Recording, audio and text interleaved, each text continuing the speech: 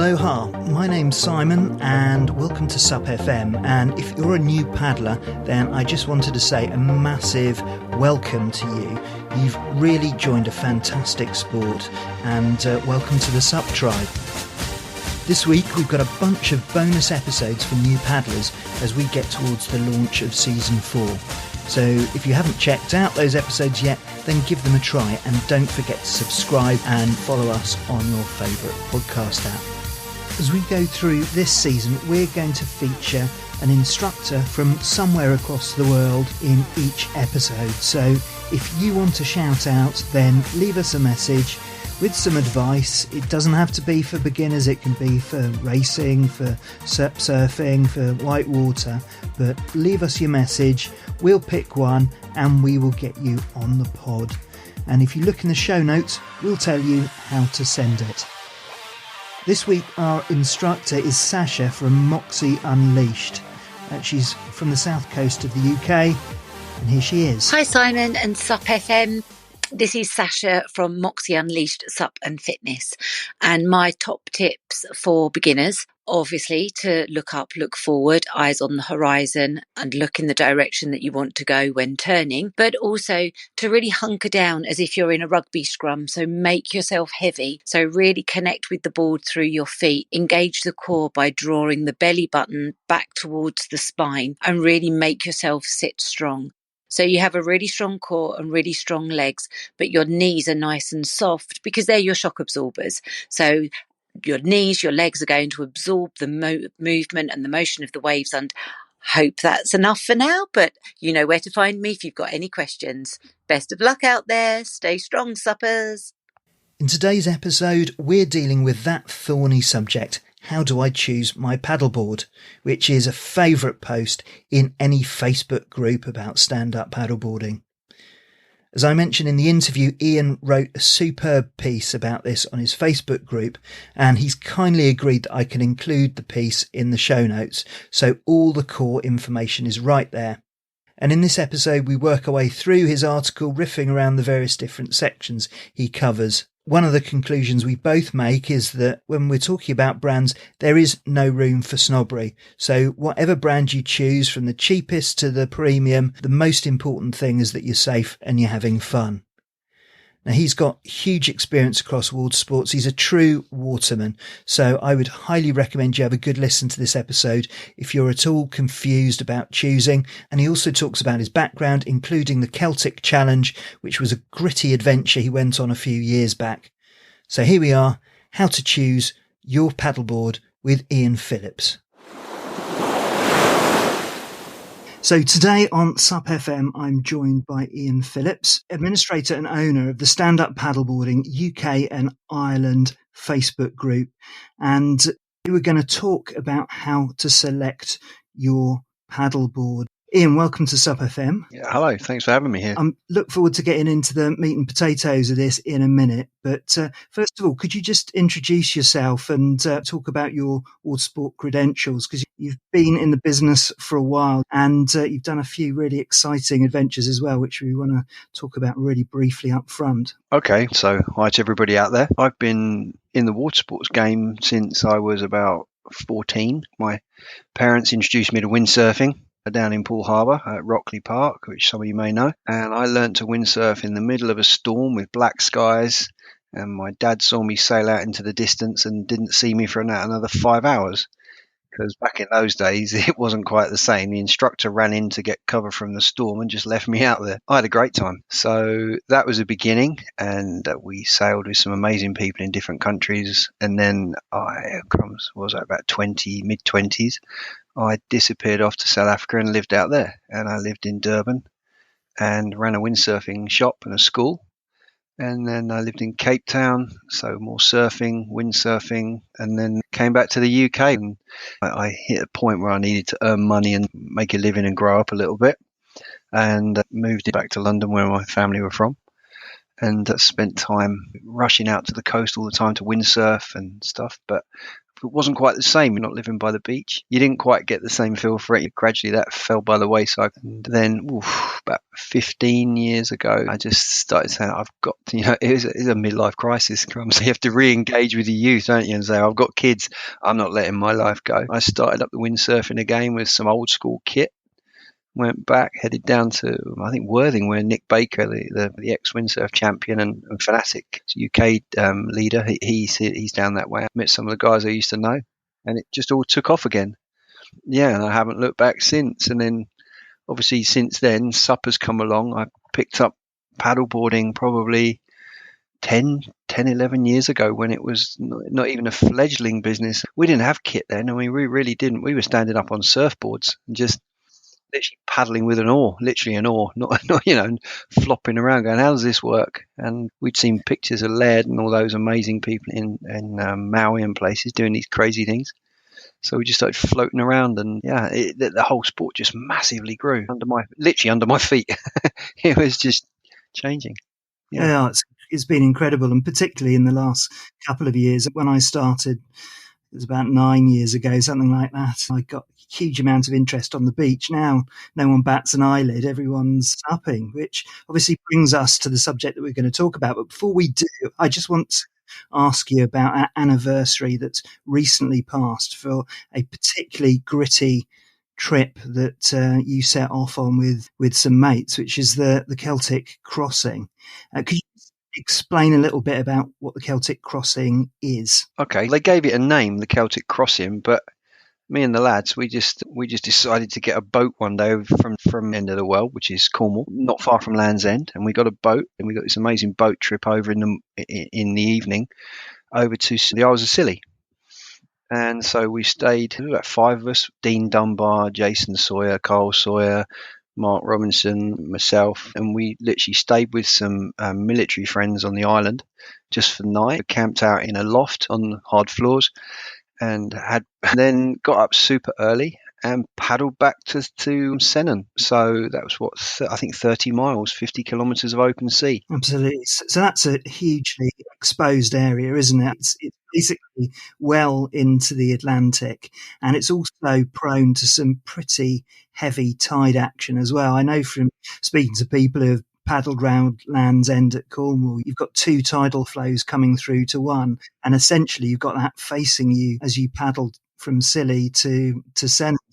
So what was that like? What was your experience of those waters? It was amazing. It was being adrenaline junkies, most of us, and most impressively, Dean is blind, and that was the just unbelievable challenge, because it's crazy to think that someone can't see can do this. His experience was obviously probably more sort of experiential than ours, because he was actually feeling every single thing. Whereas when we left the islands in the morning, everyone left together and we worked as a unit. We had 2 guys that were from Coldrose, which is the base with the rescue helicopter, air sea rescue. So whilst we had no rescue boat and no boat with us, we were completely alone. We did have a phone line straight into a Chinook helicopter if it all went wrong, and something, which is quite handy having a Chinook on your side, I think, or a Sea King or whatever can come out at speed.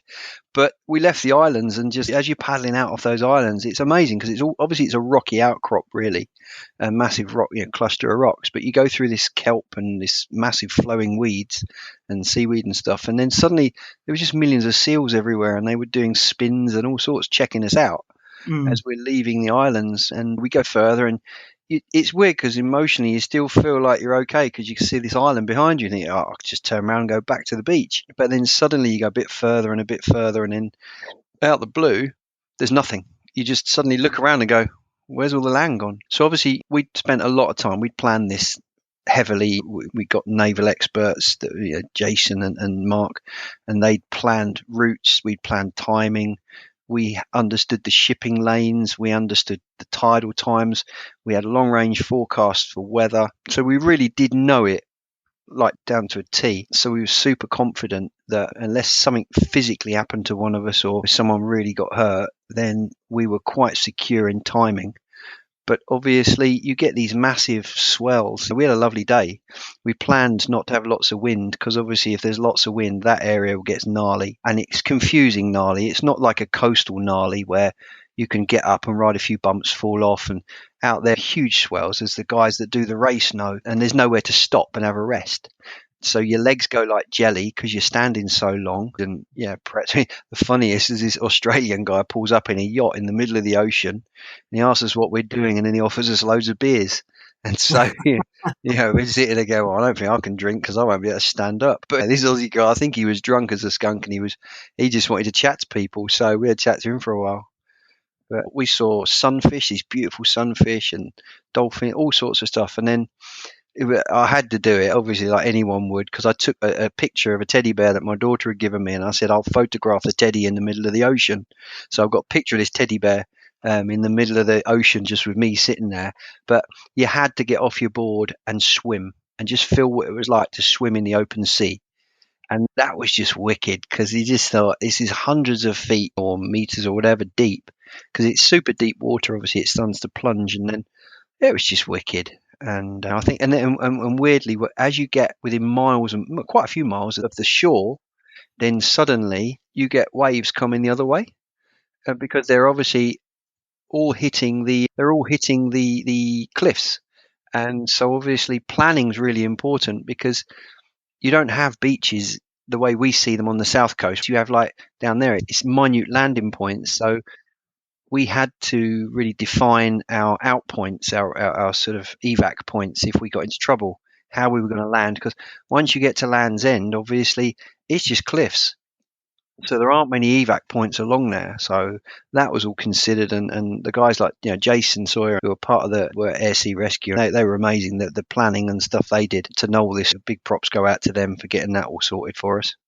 When we landed, it was the most unglorious landing, because by the time you get off your board and you just collapse because your legs are like jelly, and you just don't recognise the ground because it's like that solid, and you've just come off a wobbly thing. Let's go on to the reason why I've brought you on here. So stand-up paddleboarding UK and Ireland, 20,000 members, catering for a huge amount of people in the UK, Ireland, and I think internationally. Why don't you tell me the most frequent question that gets asked on that group and every other group on Facebook? Well, obviously, like most groups, the biggest question is, I'm a beginner, what board should I get?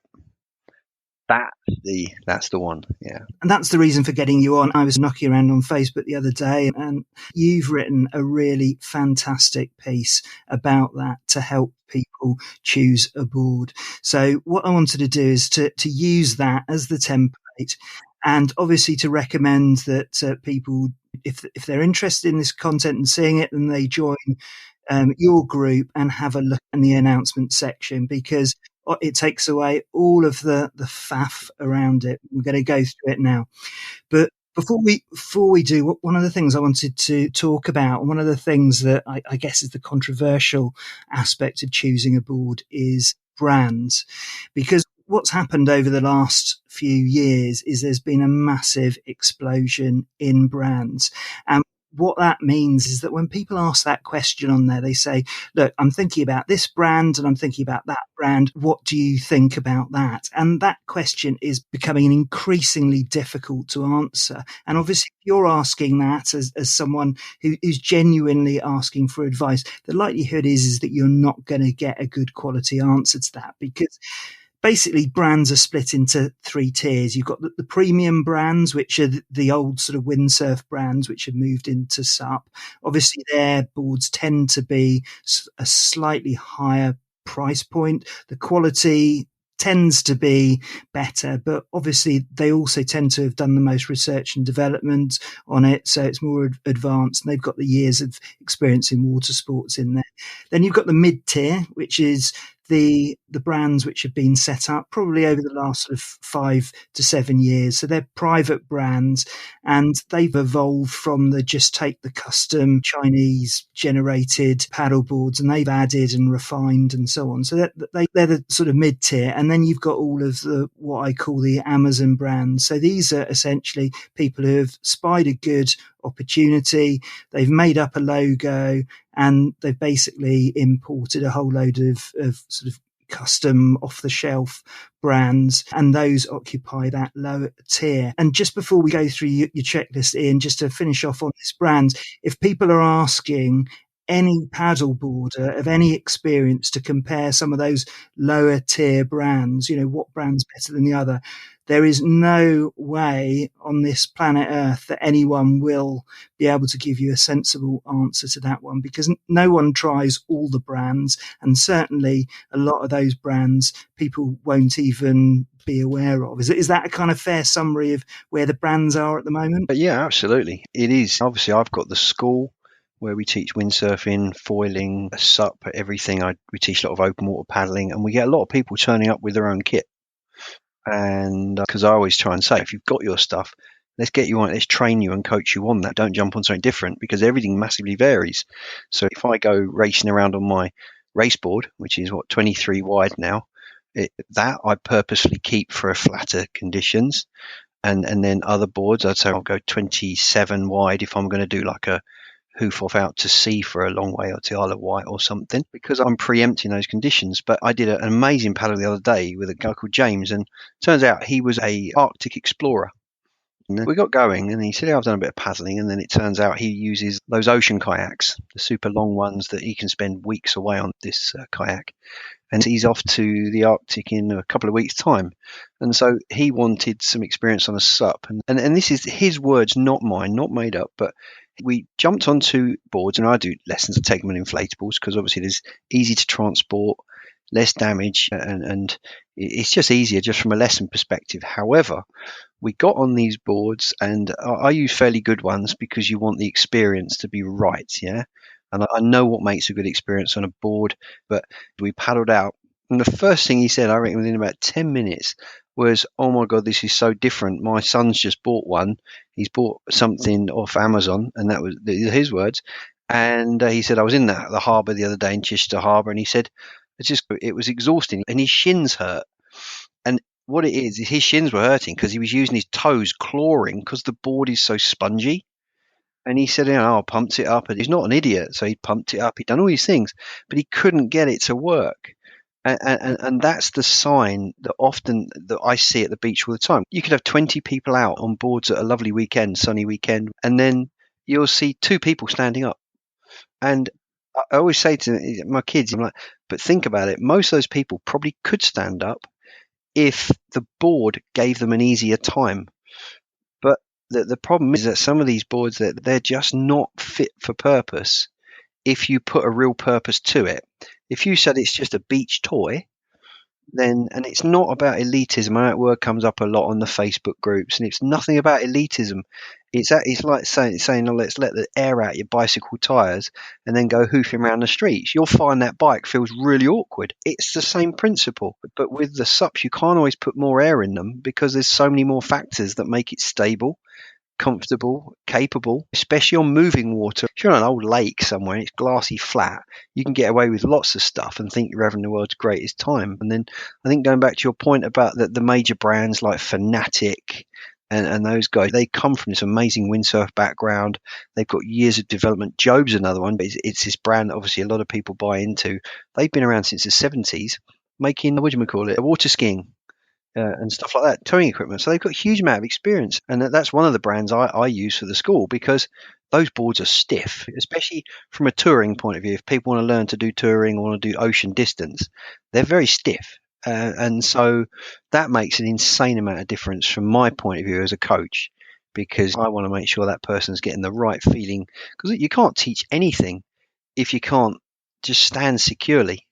Exactly. And I've seen that as well when my instruction, people who just are not able to stand on their own board, and then they try a quality board. And as you say, there's this thing about elitism, and actually elitism works in a couple of different ways in the industry. But certainly your example about bikes and the difference, it's the difference between a £100 bike that you pick up from the supermarket versus a branded sort of specialized or something like that. You just wouldn't take that £100 bike doing any form of distances or cycling up huge mountains or anything like that.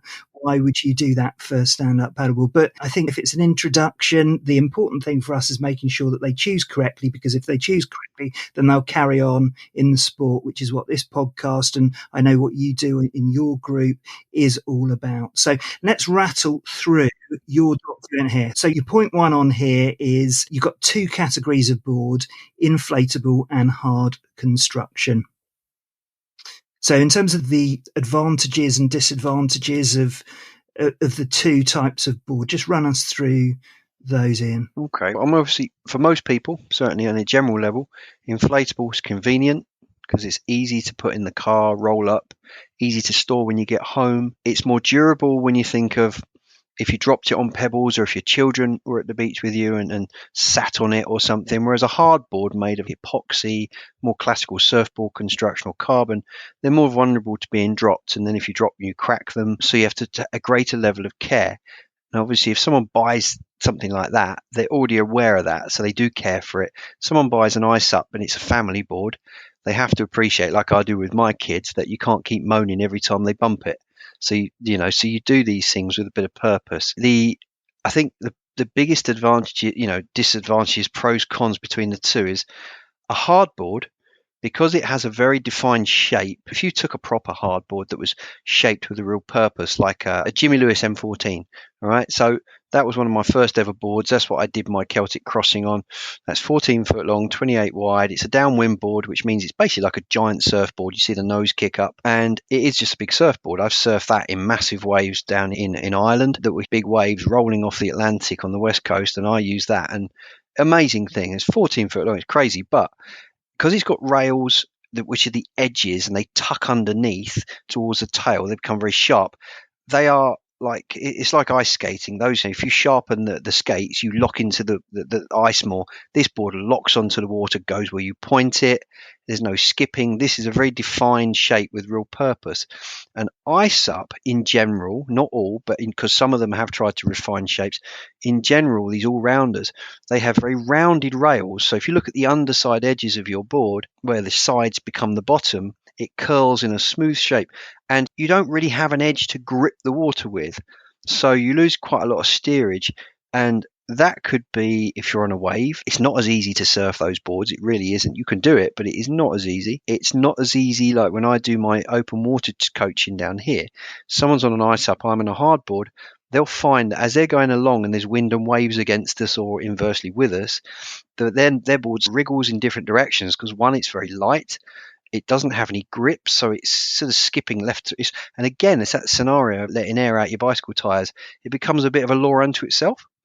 Whereas a hardboard locks, I can point it, it goes where I point. And so obviously, from a fatigue point of view, if you're looking for distance and none of those things were an issue, then you'd go hardboard all day long because it goes where you say, it does all those factors. And plus, toe grabbing. Like I said about James earlier, that Arctic guy, he was grabbing with his toes and exhausting his shin muscles because he had no choice, because the board is slightly spongy. It's a bit like, obviously, I don't have a bouncy castle, but if I did with the children and I walked on it, it's exhausting because you're doing this weird undulation through your feet because the floor's moving. And even when you pump an iSUP up massively, and no one can deny that they still have movement within them because it's air. And you learn to train yourself to cope with it mentally and physically. But there is something to be said, and that's why, with technology advancing like it has, these iSUPs have massively evolved.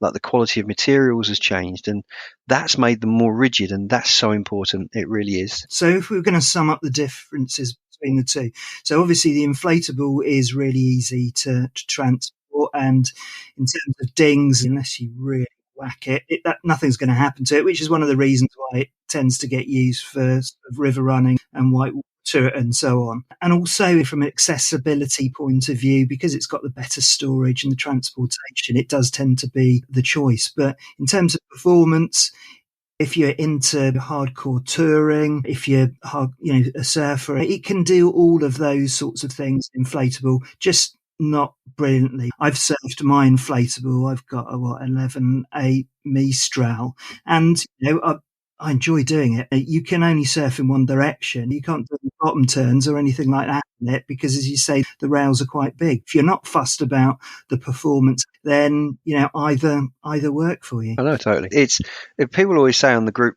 on my group and other groups that I see, they go, "Oh, as long as it makes you happy," and I totally agree with that. If you're happy and you've got a grin, you're enjoying it, cool.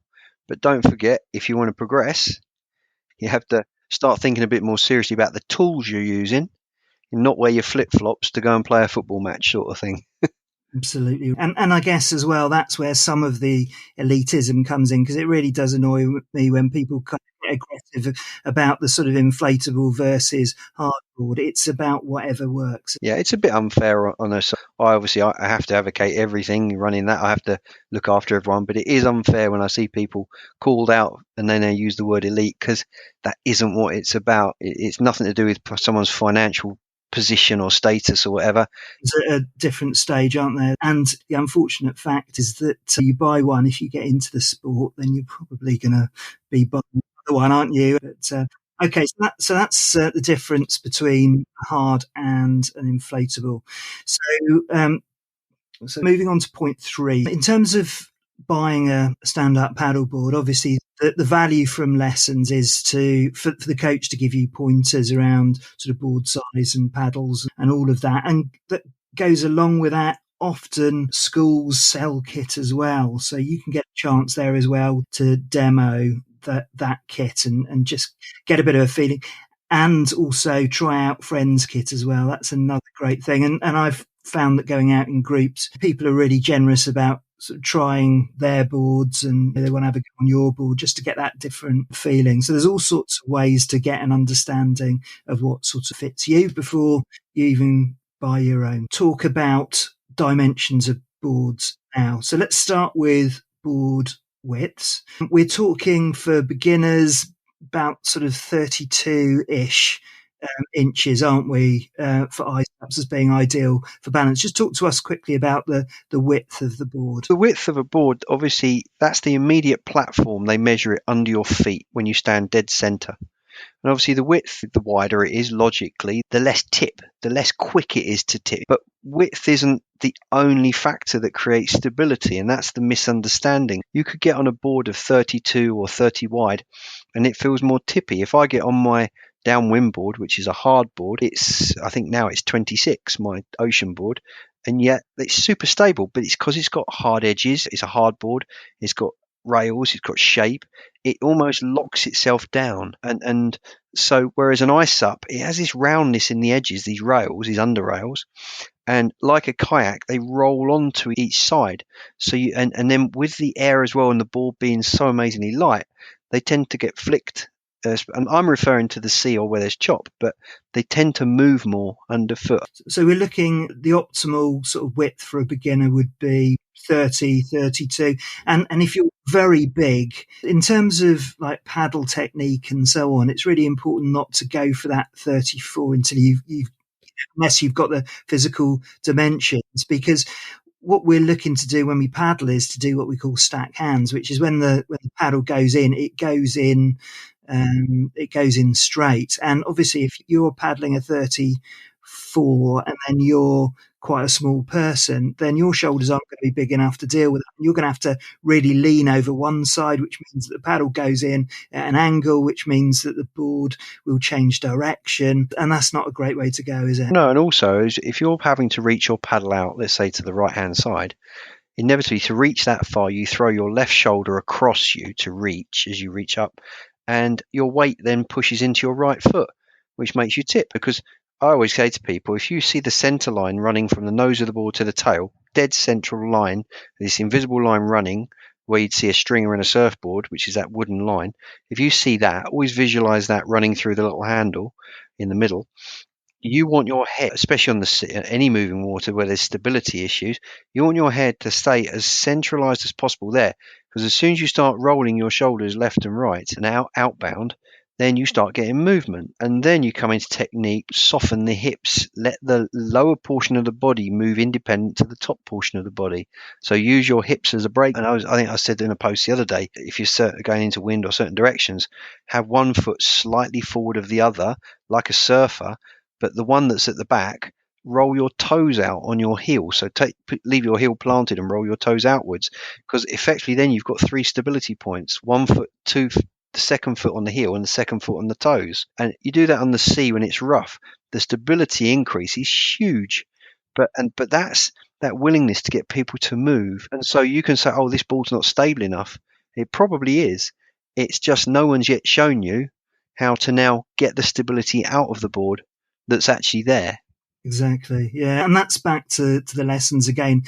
I think one of the key things that people get out of lessons is the ability to move around the board. And the reason why people don't like to do that is because they don't want to fall in, which is all part of the game, unfortunately. I think there's a phrase that I trot out, which is, if you're not getting better, you're not getting better. People really need to get beyond this whole of falling in. And I get that. So also, if you're struggling to get back on the board, then the instructor can help you with that as well. So moving around the board is basically the solution to this.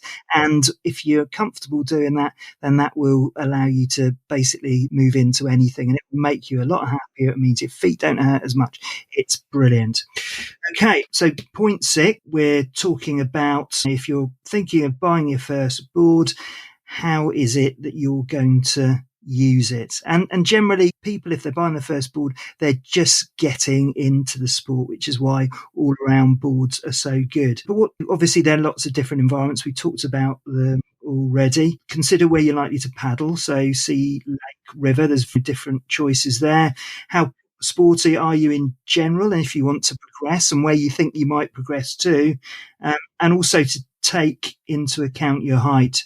So someone who's shorter would be benefiting from a narrower board as it helps you to reach out. So that's some really good advice. Now, the other part of this is all about weight, and that is a really big dictator of what board you should go after. Just talk us through that, Ian. Okay, so we're talking rider weight here. I always use myself as an example when I'm testing boards, and certainly the ones we sell, because I always think I'm 95 kilos, so I'm the heavier end of the human race heading up that way. But the thing is, I'm 95 kilos in the summer in a summer suit, a shorty wetsuit. And I always relate this more to windsurfing because my wave boards are very small and they critically change how they work in the winter because I put a bigger wetsuit on. And with a bigger wetsuit, like a winter suit, I can add 5 kilos because you fall in, it gets wet. You come out, you try lifting your wetsuit out of the bath when it's just been dunked for a wash-in. Yeah, you feel the weight of that thing. It weighs an absolute ton. And your board is affected by that. So body weight's massive because if someone's sort of 50, 60 kilos, they can get away with being on small boards. But at the same time, boards get what's called iSUPs, particularly have windage, which is the height of a board off the water. It's 6 inch thick, 4.75 inches thick, or 4 inches thick. The 4-inch ones are mainly for children because they're very thin and in general, they're very bendy. Okay, there's just not a lot of reinforcement in them. 4.75s or 4.75 inches have come a long way with the new technology inside, the drop stitch and stuff. Much more stable. And anyone that I talk to, I always say, look, try this one. It's a 4.75. You're light. What you don't want is a board that's trying to always control you. You need to control the board. So if the board is too buoyant for the person, it's the opposite. It's too much volume. You can't actually stop it bouncing around. It's taking charge, especially on the sea or even a lake. If there's wind on it, it will start bouncing around. So if I stuck one of my kids on a 6-inch thick board, they wouldn't be able to steer it as effectively as if I stuck them on my little surf SUP, which is 7 foot long and it sits literally flat to the water.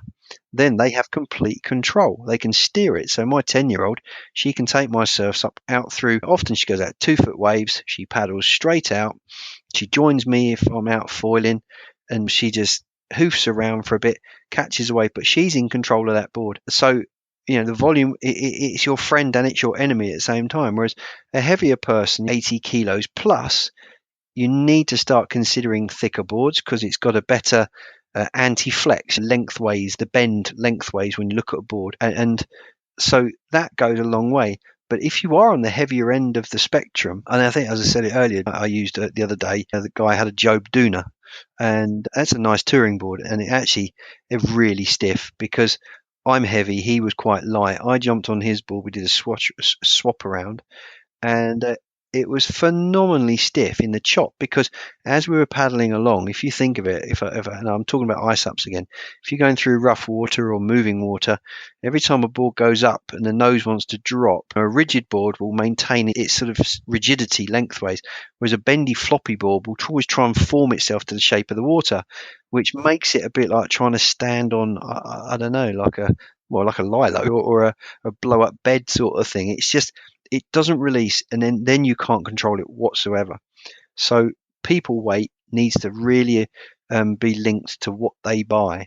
And so I would say any adult, don't particularly waste time looking at 4-inch boards. No matter, there are brands out there that offer them. I've got a couple in my head that I've seen on the beach lately. They're just not doable. You catch a little wave. Everyone comes down here to learn to surf down at Bracklesham, and they catch a little wave, and as they catch their first one, the tail lifts as the wave comes under, but the middle bends to form the shape of the wave because it's not stiff enough to release. The nose is stuck, and the next thing, they're just plunging along with pushing water. They can't release. They can't get going. There's no answer to that, is there? Yeah, absolutely. Yeah, you're putting yourself at a massive disadvantage. And just a quick line about board length as well, because that can board length, yeah, performance, can't it? Well, obviously, everyone's manufacturers got into this mindset of going, well, it's 10'6", it's an all rounder. Then we've got 11'6", then we've got 12'6", and all these numbers. But realistically, those numbers don't mean a lot. It's obviously how they produced the boards, just in the shape sizes they decided were generic. But the longer a board, in general, the more it's capable to keep a straight line as you paddle. So technically, this is why distance boards are longer. If I got on a small 7-foot surf SUP and tried to paddle a distance, I'd keep going left and right. It's harder to maintain a line, so I'd go longer with that. Whereas 10'6", which is quite a common size with iSUPs, that's an all-round board. It's what I would call your splash and dash size. It's great fun. It can do a little. If you caught a little wave, you could catch a little wave. You could pootle up the beach and go get ice cream at the next, up at East Wittering from where we are, a mile or so up the bay. And you could paddle around, have the kids on the front, have the dog on the front, have a nice day out. But then if I was going to go and paddle over a distance, 10'6" would be a chore. It would be a lot more work because you're pushing more water because it's shaped differently. So then you get the 11'6" range, and there are numbers in between, but obviously you go up to generally an 11'6"-ish. That becomes a little bit more purposeful in its ability to travel a distance, because the water line, so that's the length when you look at it from the side, is longer. Quite often they're slightly flatter, and so the board is capable of gliding per stroke. Every stroke you take, it glides that little bit better, that little bit longer, a little bit more effectively without resistance. And then so you'll travel further, and then you can go up to 12'6" with iSUPs, and that. So again, a little bit more. But it is important to pick the right one. And I often say to people that ask for my help, think about where you want to be paddling in a few months' time. If you think this is really for you, and obviously also that means don't rush out and buy a board before you've really tried it. Go and try it first. Give it a go, because it's a big expense. Environmentally, you want to reduce your impact. And so don't rush out, buy a board, think it's not for you, and sling it in the skip or never use it. Go get some help, and then go, show me what these boards do, and then make a proper informed choice. It's a much easier way to do it from a user perspective. Okay, so moving on to point 7. So that was all about price, and obviously there's so much involved in selecting a board, and price obviously is one of them. Just run us through the 3 different levels of budgetary divisions, and apologies to our American listeners, we're going to do this in pounds sterling, but I'm sure you'll be able to do the math.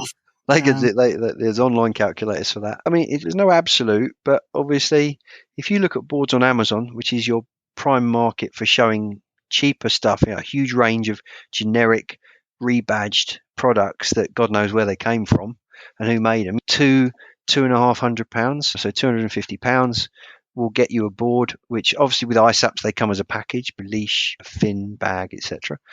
And then you get boards that sort of climb a bit. They go up to sort of £500-600. And then you get boards that escalate. And obviously, if we work on iSUPs, you go up to £1,000 odd. But like the race boards we sell, 3,000 or something like that. These super duper carbon things that can climb up to £3,000 for Starboard. Do the All Stars, they're very high performance race boards, astronomical amount of money. It's a different kettle of fish. You're a different person when you get into that. You've decided it's for you from a more purposeful perspective. Absolutely. Really, it's about doing your homework and just asking the question on Facebook without knowing context or anything like that.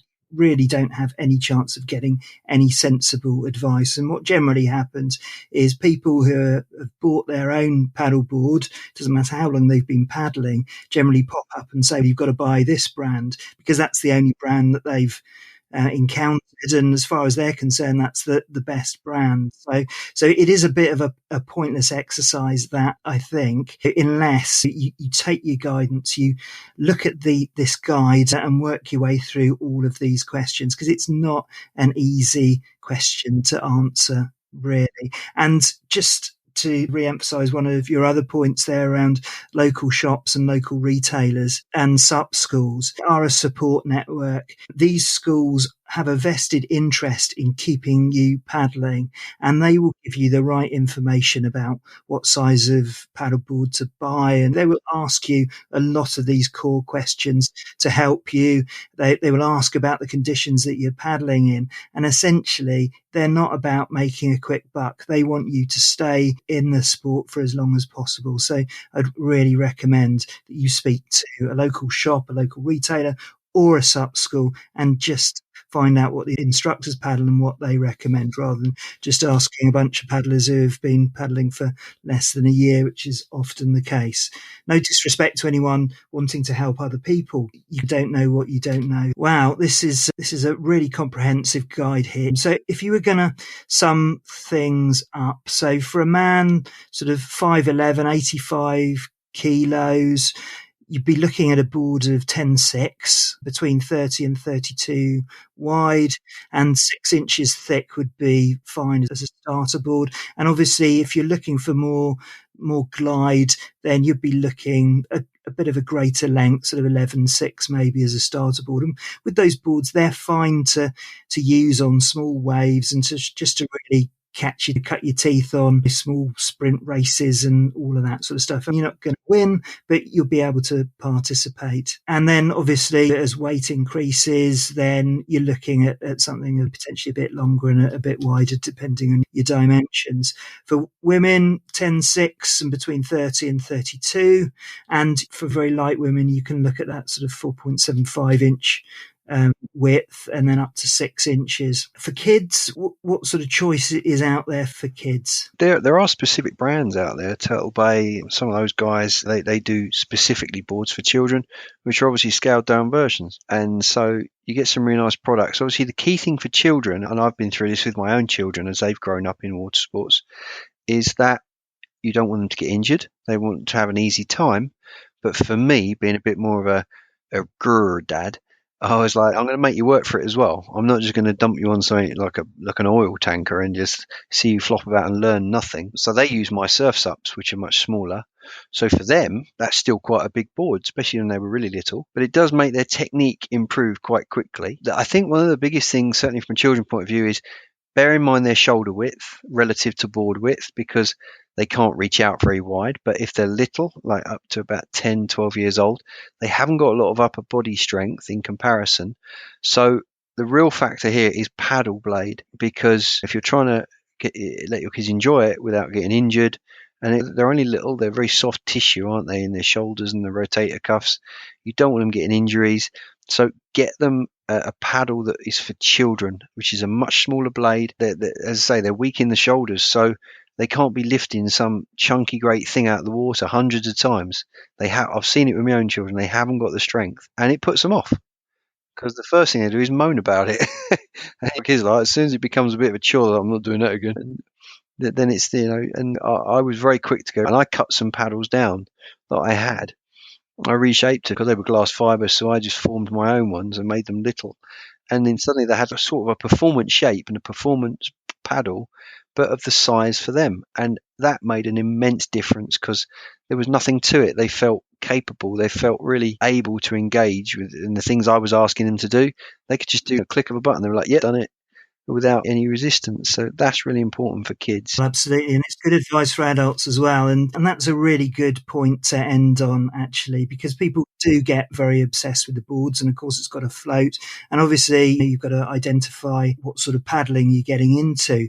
But essentially the thing that's going to make the most difference to your paddle experience is the paddle itself. And we've got an episode coming up about paddles, so we won't necessarily get into the detail right now. But essentially the package paddles really are not fantastic. They're very heavy to swing. And if you are fixating on the quality of anything, really, be it board or paddle, my recommendation tends to be to concentrate on the caliber of the paddle. And the advice about children paddling and that smaller blade, you mustn't, as an adult, particularly blokes here, get too macho about having a large blade and powerful and all of that sort of stuff, because it's a bit like the gearing on a bicycle. You've got a small blade, that means that your cadence can pick up, you can accelerate, you've got a lot more control. I think paddle is critical to all of this. Ian, thanks so much for your time. Really appreciate it, and I hope that's of use to you out there who are thinking of buying a paddleboard. Ian, if you're happy, I'd like to take all your information and put it on the bottom of the show notes. Ian, if people wanted to find out about you and your business and your school and so on, where would they go to find out about you? www.surfs-sup.co.uk. Brilliant stuff. And we'll link to that all in the show notes. Ian, it's been an absolute pleasure. Thanks so much for your time, and look forward to seeing you on the water. Great. Yeah. Thank you very much. Cheers, Simon.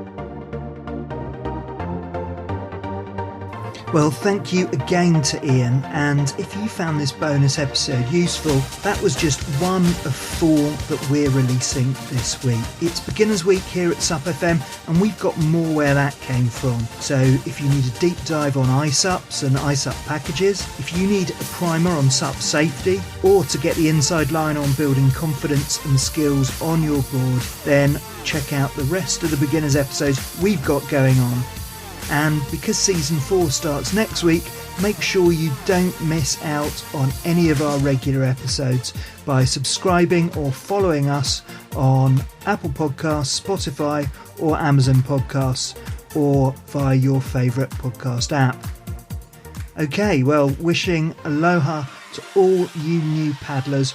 We're really glad you've joined the tribe and look forward to seeing you on the water, wherever you are.